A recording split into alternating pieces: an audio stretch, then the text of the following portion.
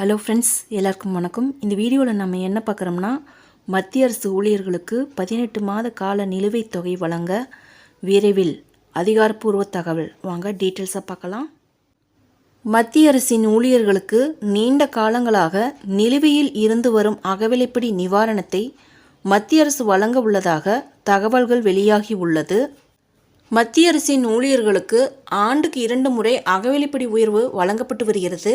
ஆனால் 2020ஆம் ஆண்டு கொரோனா பரவலின் காரணமாக மத்திய அரசு அதிக அளவிலான பொருளாதார நிதி சிக்கலுக்கு உள்ளாகி இருந்தது.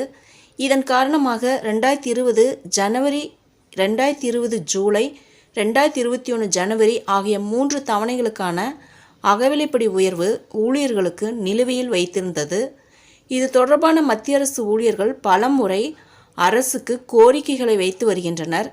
இந்நிலையில் தற்போது வரவுள்ள லோக்சபா தேர்தல்களில் ஊழியர்களின் நன்மதிப்பை பெறுவதற்காக மத்திய அரசு இந்த நிலுவைத் தொகைகளை விரைவில் வழங்குவதற்கு நடவடிக்கை எடுக்கப்படலாம் என்று தகவல்கள் வெளியாகியுள்ளது. இது தொடர்பான கேள்விக்கு மக்களவையில் மத்திய நிதி அமைச்சகத்தின் இணையமைச்சர் பங்கஜ் சௌத்ரி அவர்கள் எழுத்துப்பூர்வமாக பதில் அளித்துள்ளார்.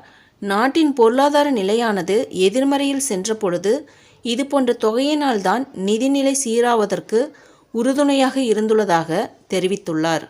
இது தொடர்பான அதிகாரப்பூர்வ தகவல்கள் விரைவில் வெளியிடப்படலாம் என்று எதிர்பார்க்கப்பட்டு வருகிறது. ஃப்ரெண்ட்ஸ், இந்த தகவல் உங்களுக்கு யூஸ்ஃபுல்லாக இருந்தால் என்னோட சேனலை சப்ஸ்கிரைப் பண்ணுங்கள், லைக் பண்ணுங்கள், மற்ற நண்பர்களுக்கும் இந்த வீடியோவை ஷேர் பண்ணுங்கள். தேங்க்ஸ் ஃபார் வாட்சிங்.